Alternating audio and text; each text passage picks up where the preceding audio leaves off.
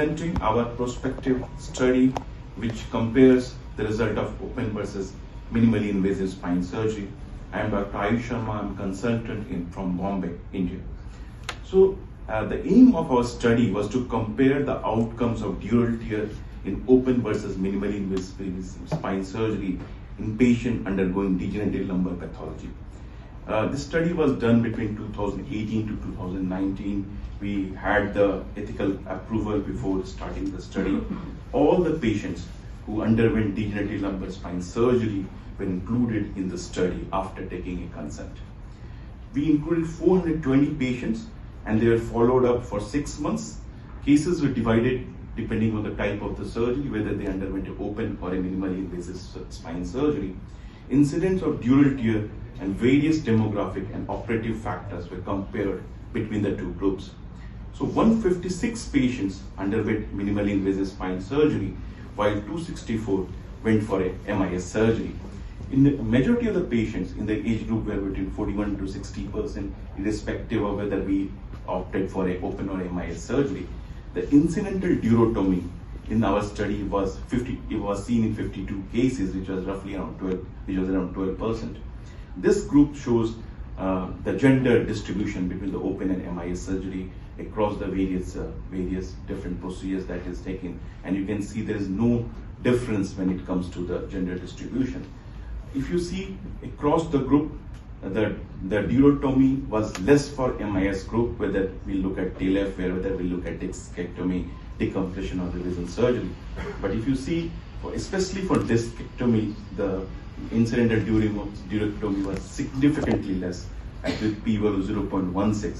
And even in revision surgery, it is quite less, but the difference is not statistically significant, so much so that in revision for open, we got a durotomy almost as high as 40%, but it was 13% when it came to MIS surgery.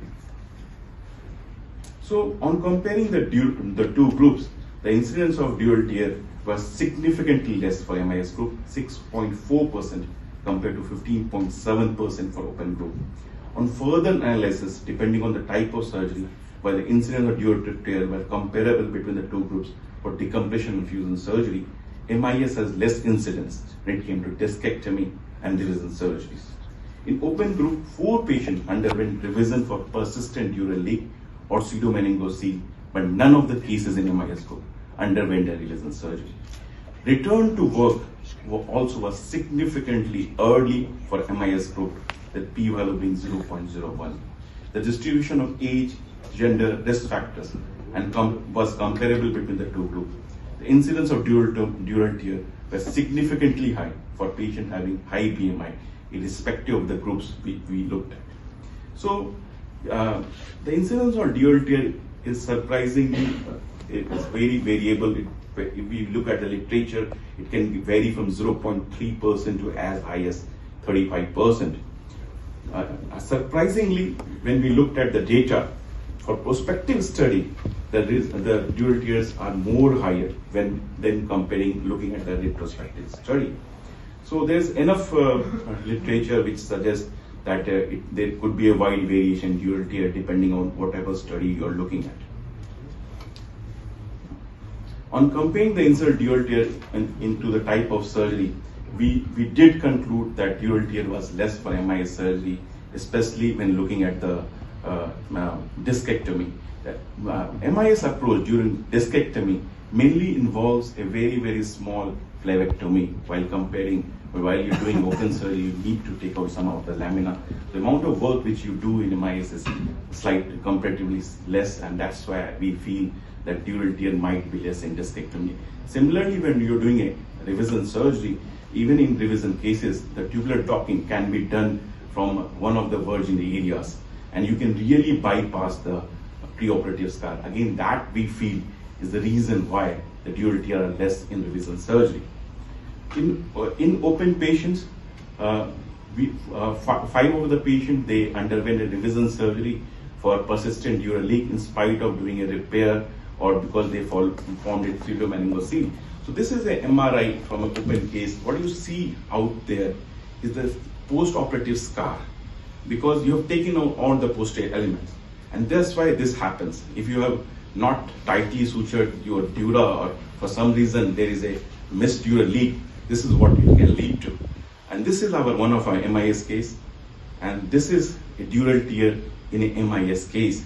So what you see here is the intact posterior tension band and the muscle, and this is the 1 year follow-up, and this is, I think, is the game changer, because you have all the posterior element intact, and not only that really prevents the re-surgery rate when it comes to dural tear, because for some reason you missed a dural tear, or for some reason there is some leak, this intact posterior tension and the muscle really protects you, and I think that really helps. So based on a study, we conclude that minimally invasive approach can result in significantly less incidence of dural tear and complications related to dural tear. MIS approach can further result in faster recovery, early return to work following dural tear in degenerative lumbar pathology. These are our references. We are recently, this got accepted for publication in AC in Spine Journal. And thank you, AO. This is my 5th consecutive year. I missed out on Rio because it was a washout due to the COVID. Thank you so much.